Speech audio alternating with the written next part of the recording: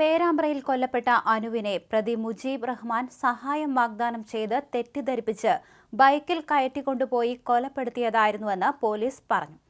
മോഷണത്തിനു വേണ്ടി ഇത്തരം രീതികൾ അവലംബിക്കുന്നത് ഇയാളുടെ പതിവാണെന്ന് പോലീസ് പറയുന്നു. ബലാത്സംഗം ഉൾപ്പെടെ 50-ലധികം കേസുകളിൽ പ്രതിയാണ് പിടിയിലായ മുജീബ് റഹ്മാൻ. ഭർത്താവിനോടൊപ്പം ആശുപത്രിയിലേക്ക് പോകാനിറങ്ങിയതായിരുന്നു അനു.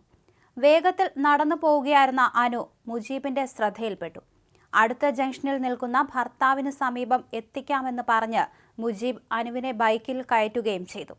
തുടർന്ന് അല്ലിയോറയിലെത്തിയപ്പോൾ ബൈക്ക് നിർത്തിയ മുജീബ് കൂടെ ഇറങ്ങിയ അനുവിനെ തോട്ടിലേക്ക് തള്ളിയിട്ടു. കൂടെ ചാടിയ മുജീബ് അനുവിന്റെ ആഭരണങ്ങൾ കവരാനുള്ള ശ്രമം നടത്തി. ചെറുക്കാൻ ശ്രമിച്ച അനുവിന്റെ തല പ്രതി തോട്ടിൽ ചവിട്ടിത്താഴ്ത്തുകയും ചെയ്തു.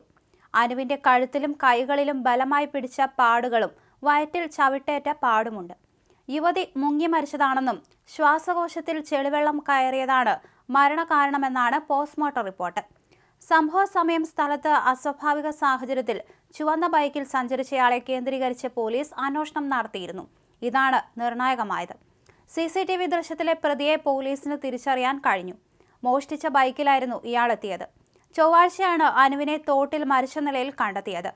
മൃതദേഹത്തിൽ നിന്ന് സ്വർണ്ണാഭരണം നഷ്ടപ്പെട്ടുവെന്ന് വീട്ടുകാർ പരാതിപ്പെട്ടിരുന്നു. തുടർന്നാണ് മോഷണ ശ്രമത്തിനിടെ നടന്ന കൊലപാതകമാകാമെന്ന സംശയത്തിൽ പോലീസ് അന്വേഷണം നടത്തിയത്. കമ്മൽ മാത്രമാണ് ശരീരത്തിൽ നിന്ന് ലഭിച്ചത്. സ്വർണമാല, 2 മോതിരം, ബ്രേസ്ലെറ്റ്, പാദസരം എന്നിവയെല്ലാം നഷ്ടപ്പെട്ടതായി വീട്ടുകാർ പറഞ്ഞു. തിങ്കളാഴ്ച രാവിലെ വീട്ടിൽ നിന്ന് പോയ അനുവിനെ കാണാതാവുകയും ചൊവ്വാഴ്ച ഉച്ചയോടെ അള്ളിയോറത്താഴ തോട്ടിൽ മൃതദേഹം കണ്ടെത്തുകയുമായിരുന്നു.